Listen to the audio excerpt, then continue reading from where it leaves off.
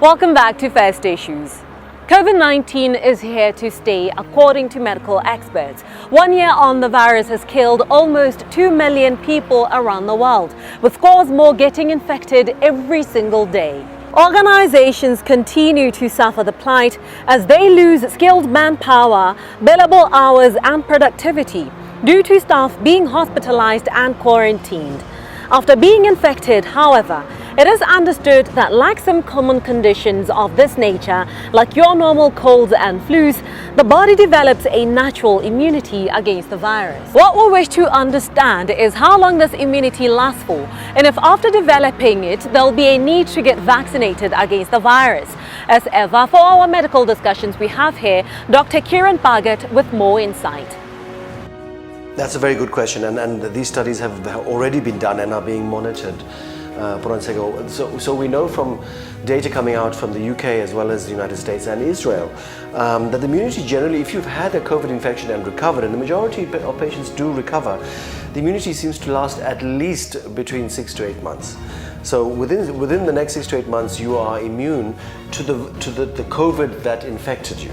In other words, if it was a South African variant or the UK variant or the Brazilian one, it may not cross-cover against other COVID infections. So you may be exposed to a different variant and may have symptoms, but generally the immunity lasts between 6 to 9 months.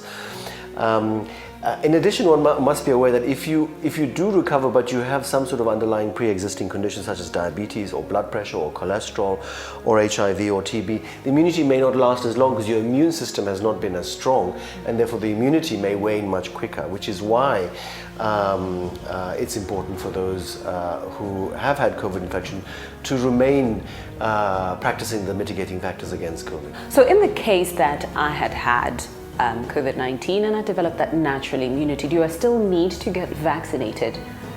It's the very reason one should be vaccinated. The data coming out from the UK as well as these countries that have been observing them shows that even a single dose of whatever vaccine you are taking seems to boost your immunity and your recovery from a COVID infection faster, and the immunity is longer. So those who have had the infection, have overcome it, please go out and do get the vaccine because it will protect you further. So then I'd gotten the vaccine. How long is that protection going to last? That's a good question. We don't know the answer to that, but we're generally assuming now, just like with most vaccines, it'll last anything between nine months to a year. And I foresee and predict that with variants coming along as the virus changes and adapts to the human body, the vaccine is we're going to have a revaccination on an annual basis.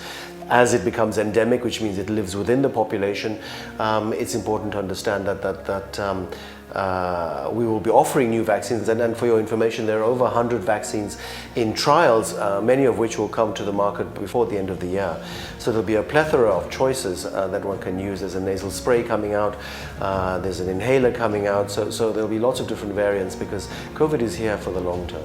Are there any long-term effects to my body after I'd gotten COVID-19, and if yes, what are these long-term effects and how are they treated? This is a very important subject, and we're beginning to understand the consequences of COVID only now in those of our population that have recovered, and in international parlance is now being labeled the long COVID syndrome, which basically means that after you've had the acute infection, the infection may subside, but you start developing other symptoms which are now being described in the scientific literature. In women it's particularly muscle cramps and fatigue, and in men it's lack of focus, concentration, stamina, drive. You maybe ran 5 kilometers every day, now you can only do 1 kilometer, you get breathless because there's been some inflammation in your lungs. In the rare situation, and certainly in the clinic that I run, we've seen a number of them where unfortunately and sadly it attacks the heart and you develop a heart failure. The neurologists, the nerve specialists are describing in some situations paralysis, they're describing loss of memory, in some situations stroke and inflammation of the brain. In those who have already mild cases of dementia, a worsening of the dementia, because this is a vascular virus, which basically means that it attacks the circulation. And so its effects, the inflammation, the fire, is put out very slowly. The infection may have gone, but the debris and the mess that's been left by the virus is something the body has to mop up. And this is what we're beginning to see in the long COVID syndrome. And in the UK, there are now long COVID clinics that are being set up to assist people. I have a number of post-COVID patients that complain of chest pain and palpitations, and we do see irregular heartbeats and unexpected chest pain. And on the ECG, which is an electronic readout of how the heart is beating, we see abnormal rhythms. So this is only beginning to unfold in how we manage this. We do know that those that take the vaccine have a significantly less chance of developing the long COVID syndrome as well. So this is something that everybody needs to bear in mind if they get symptoms after the infection.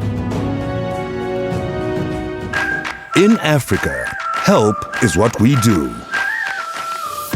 That is why we at FNB are relentlessly driven to provide real help to you, the passionate and courageous, the creators and the optimists. These are the entrepreneurs we support, the communities we uplift. It is because of you that real help is what we do. FNB, how can we help you?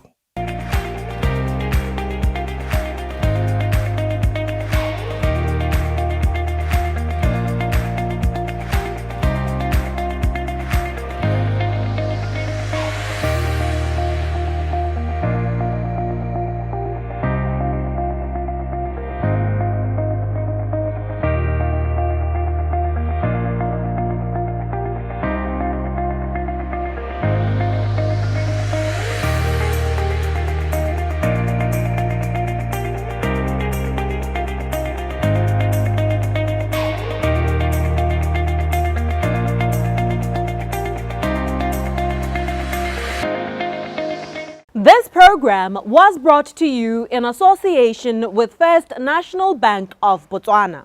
FNB, how can we help you?